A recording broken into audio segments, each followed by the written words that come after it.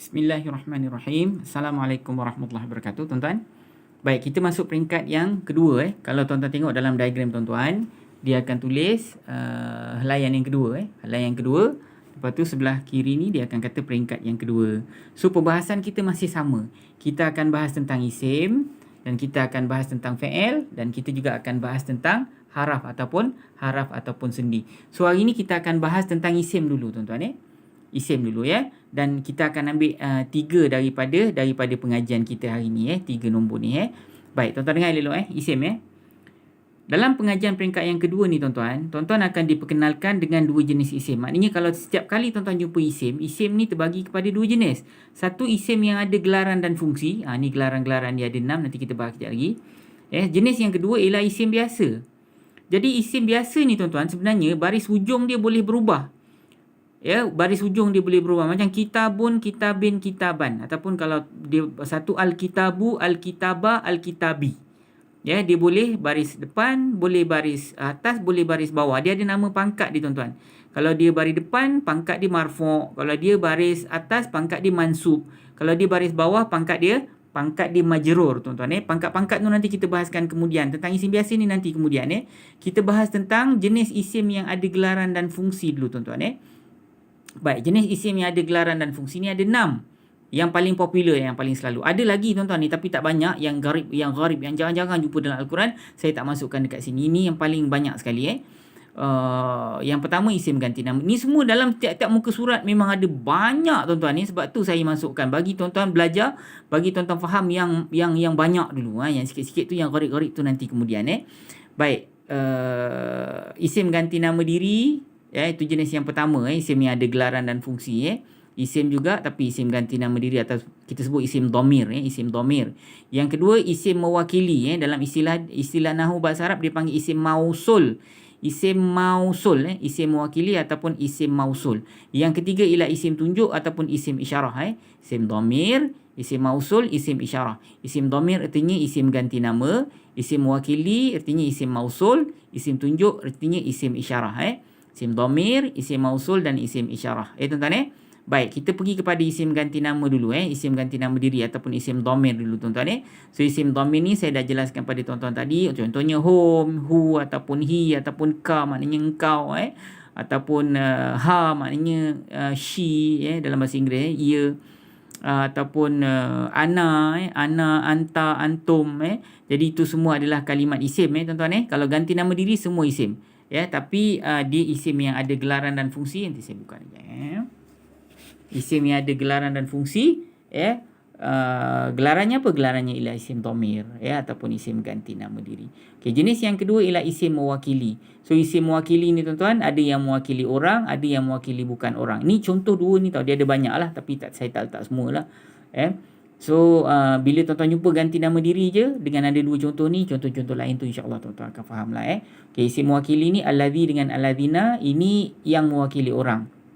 Tapi kalau yang mewakili bukan orang ada lagi tuan-tuan sebenarnya, tapi yang ni yang paling selalu kita jumpa. Jadi lain kali kalau tuan-tuan jumpa yang lain insya-Allah tuan-tuan boleh kenal. Dia semua satu kategori lah, isim mewakili jugalah ataupun isim mausul ma ni apa yang, dia mewakili sesuatu yang bukan orang. Tapi tengok tau terjemahan ni apa yang Tuan-tuan pernah saya jelaskan tentang ma, ingat tak? Ma ada 3 jenis. Satu ma isim mewakili, satu ma isim tanya. Isim tanya maknanya apakah? Itu bukan isim mewakili itu isim tanya. Dan jenis yang ketiga dia haraf tuan-tuan haraf nafi. Ma juga maknanya tidaklah. Itu sebab tu dia tak ada kat sini Dia isim mewakili yang ma tapi maknanya ialah apa yang. Jenis yang ketiga ialah isim tunjuk ataupun isim isyarah. So isim isyarah ni ada isim isyarah yang dekat, ada isim isyarah yang jauh. Jadi kalau isim isyarah yang jauh ni macam zalika ataupun tilka, ni lah contoh dia. Tapi ada lagi tuan-tuan Cuma bila tuan-tuan jumpa yang lain, tuan-tuan akan mudah faham lah bila tuan-tuan faham contoh yang saya berikan dekat sini Cuma hadha dengan hadhihi ni memang tak ada lain, dia ada 2 je.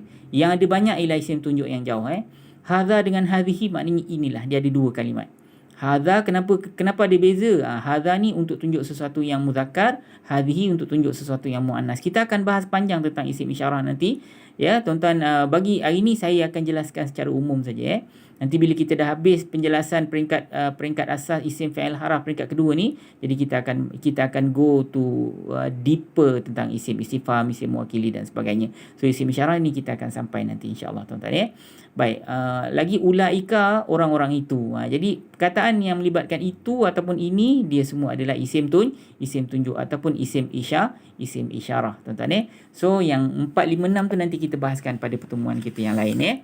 So tuan-tuan, tuan-tuan buka ayat kita dan hari ni insya-Allah saya telah pilih ayat ni. Illal ladzina amanu wa amilus solihat ya. Illal ladzina amanu wa amilus solihat ya. Okey, sebentar. Alright, saya baca dari awal ayat lah ya. Saya baca dari awal ayat, tuan-tuan puan semak ya. Jap. Alright. A'udzu billahi minasyaitonir rajim. Bismillahirrahmanirrahim. Wal 'asr innal insana lafi khusr illa alladhina amanu wa 'amilus solihati wa tawasaw bil haqqi wa tawasaw bis sabr. Okey. Illa alladhina amanu. Kita ambil ayat yang ketiga yang ni kita dah bahas dah gitu Wal 'asr, demi masa, innal insana lafi khusr.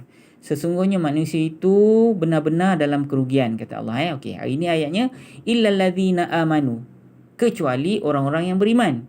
Kecuali orang-orang yang telah beriman wa amilus solihat. Selain pada beriman, dia beramal dengan amalan yang soleh. Saya rasa ramai tuan-tuan yang dah tahu makna ayat ni kan.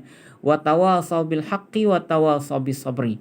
Dan mereka menasihati, saling menasihati ataupun saling berpesan-pesan bil haqqi dengan kebenaran, wa tawasaw, dan mereka saling menasihati dengan kesabaran. Itu makna ayat ni Dari sekali tuan-tuan melainkan ataupun kecuali semua manusia dalam kerugian kecuali orang-orang yang beriman dan beramal dengan amalan yang soleh dan selain pada itu berpesan-pesan dengan kebenaran dan berpesan-pesan dengan sabar kata Allah Okey.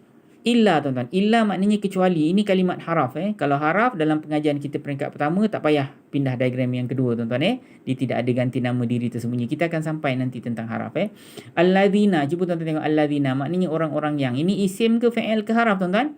Ini ialah kalimat isim. Kan ada alif lam di pangkal ni. Cuma ini isim yang ada gelaran dan fungsi ke isim biasa tuan-tuan? Alladzina.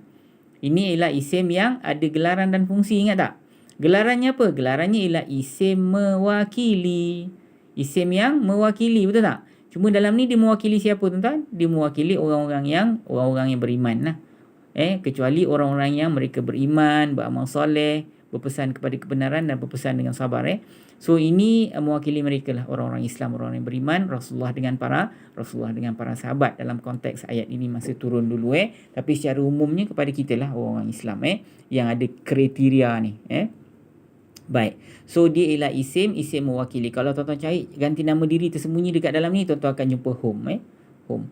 Jantinanya muzakkar, jumlahnya jamak, ganti nama diri ketiga. Sebab apa? Sebab isim. So dhamir tersembunyi, ganti nama tersembunyi dalam alladzina ialah home Okey, amanu mereka telah beriman. Ini ialah kalimat fi'il. Fi'il apa ada telah tuan-tuan?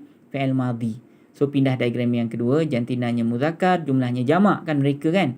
Ganti nama diri ketiga juga. So ganti nama diri tersembunyi dekat dalam amanu ialah hum ataupun mereka. Tuan-tuan Yang fi'il dia bukan automatik ketiga tau. Tuan-tuan kena tengok. Kalau mereka telah beriman, mereka ni ganti nama diri ketiga lah. Tapi kalau kami telah beriman, tu pertama lah. Kalau kamu telah beriman, tu kedua lah. Jadi mereka ni ganti nama diri yang ketiga. Dia bukan automatik Yang automatik hanya isim saja Baik, wa amilus solihat. Wa dan ini ialah kalimat haraf. Haraf apa? Nanti kita bahas bila kita jumpa haraf nanti bila kita sampai pada pengajian tentang haraf. Amilu, mereka telah beriman. So mereka telah beriman ini ialah kalimat fi'il. Fi'il apa yang ada telah? Fi'il madhi. Betul tak? So ganti nama diri dekat dalam ni apa tuan-tuan? Mereka dalam bahasa Arab apa? Hum. Jantinanya muzakkar, jumlahnya jamak, ganti nama diri ketiga. Sebab mereka kan ketiga kan, orang yang kita ngumpat kan.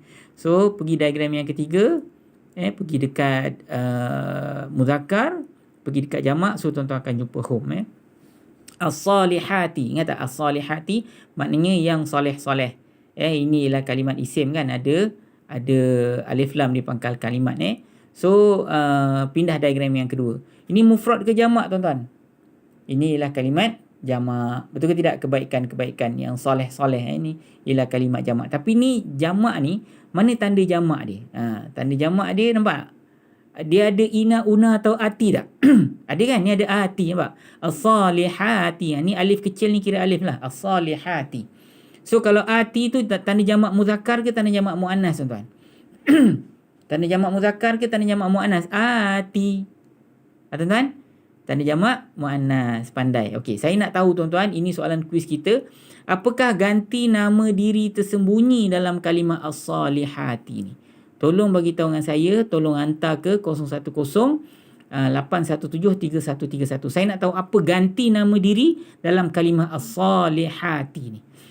Dia jamak salim jamak salim tapi muannas Jamak salim tapi muannas. Saya nak tahu apa ganti nama diri dekat dalam as-salihati ni Okey, wa maknanya dan, inilah kalimat haraf Tawasau, mereka telah saling menasihati ataupun mereka telah menasihati Ini ialah kalimat fi'il madhi, ada telah kan. So ganti nama diri dekat dalam kalimat ni ialah mereka Kemudian bi maknanya dengan, ni ialah kalimat haraf. Ingat tak haraf apa? Bi. Ingat tak haraf jar kan? Jadi sebab tu al-haqqi ni barisnya baris bawah. Jadi al-haqqi ni automatik tuan-tuan tahu dia ialah kalimat isim sebab ada alif lam di pangkal kalimat dan baris bawah. Itu ialah tanda isim baris bawah, betul tak? Tapi kenapa dia dapat baris bawah? Sebab bi. Bi ni ialah haraf jar. So al-haqqi pindah diagram yang kedua tuan-tuan. Jantina kalimat ini muzakkar. Sebab apa? Sebab tak ada ta marbutah. Ingat tak So jumlah dia mufrad ke jamak? Kebenaran ke kebenaran? Kebenaran je kan? So dia ialah kalimat mufrad. So di isim automatik ganti nama diri ketiga So ganti nama diri tersembunyi dalam al-haqqi ialah huwa. Wa ialah kalimat haraf. Haraf apa nanti kita belajar. Tawasau, ini ialah fi'il madhi. Ganti nama diri dekat dalam ni ialah mereka. Mereka yang ni semua rujuk kepada orang Islam, orang beriman bersama-sama dengan Rasulullah. Bis sabri, bi dengan ni sekali lagi kita jumpa haraf jar. As-sabri maknanya kesabaran. Ini isim ke fi'il ke haraf tuan-tuan? Ni ada alif lam di pangkal kalimat, ada baris bawah di hujung. Ini ialah kalimat isim. Betul ke tidak? So jantinanya muzakkar sebab tak ada ta marbutah, jumlahnya mufrad sebab tidak ada terjemahan berganda, ganti nama diri yang ketiga sebab di isim. Isim automatik ketiga. So kalau tuan-tuan pergi diagram tuan-tuan yang terakhir, tuan-tuan akan jumpa huwa yang tersembunyi dalam kalimah as-sabri ni So tuan-tuan, nanti kita akan jumpa di pertemuan kita akan datang. Assalamualaikum warahmatullahi wabarakatuh.